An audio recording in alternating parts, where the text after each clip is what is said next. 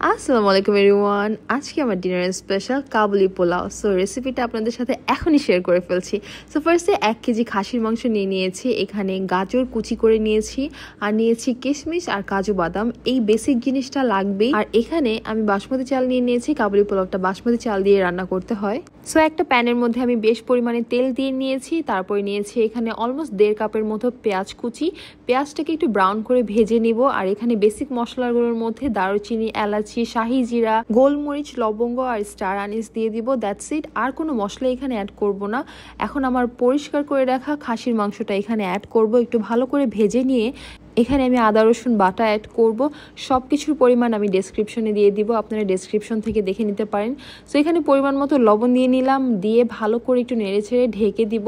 এখন almost 1 table চামচের মতো আমি গরম মশলা অ্যাড করলাম। এটাকে আবারও ভালো করে নেড়ে চেড়ে এটাকে আবারও আমি ঢেকে রাখবো। এই পর্যায়ে চুলার আঁচটা অনেকটাই কমিয়ে দিব। আস্তে আস্তে এটা অনেকটা সেদ্ধ হয়ে আসলে এখানে আমি বেশ পরিমাণে পানি অ্যাড করব। অলমোস্ট 3 কাপের মতো আমি এখানে পানি অ্যাড করেছিলাম। এখানে অলরেডি কিন্তু আমার খাসির মাংসটা অলমোস্ট ডান। তারপরে আমি পানিটা অ্যাড করেছি আর একটু সফট হওয়ার জন্য।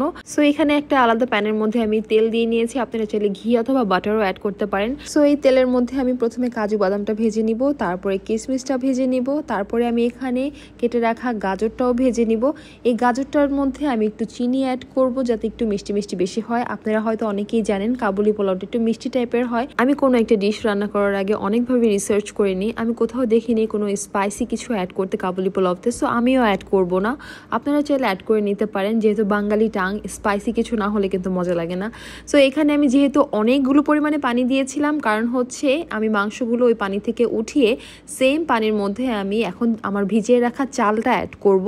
চালটা কিন্তু অবশ্যই আধা ঘন্টার জন্য আপনারা ভিজিয়ে রাখবেন, তাহলে চালটা অনেক সুন্দর ঝরঝরা হয়ে থাকে। আমি কিন্তু এখানে 1 চা চামচের মতো টেস্টিং সল্ট অ্যাড করেছি। টেস্টিং সল্টটা অ্যাড করলে কিন্তু খুবই মজা হয় এই কাবুলি পোলাওটা। চালটা আমার সুন্দর ঝরঝরা হয়ে এসেছে। আমি কিন্তু এখানে কোনো পানি অ্যাড করিনি, জাস্ট মাংসতে যে 3 মগ পানি দিয়েছিলাম ওইটা দিয়ে পুরো চালটা রান্না করেছি। এখন আমি উঠিয়ে রাখা মাংসগুলোকে উপর দিয়ে দিব। আর এখন আমার ওই ভেজে রাখা গাজর সুন্দর করে উপর দিয়ে দিলাম। তারপরে ভেজে রাখা যে কাজু বাদাম ওইটাও উপর দিয়ে আমি দিয়ে দিব, আর দিয়ে দিব কিশমিশ। কাবুলি পোলাও আপনারা যারা খেয়েছেন তারা তো জানেন কাবুলি পোলাওটা কিন্তু এক্স্যাক্টলি এরকম লুকে হয়ে থাকে।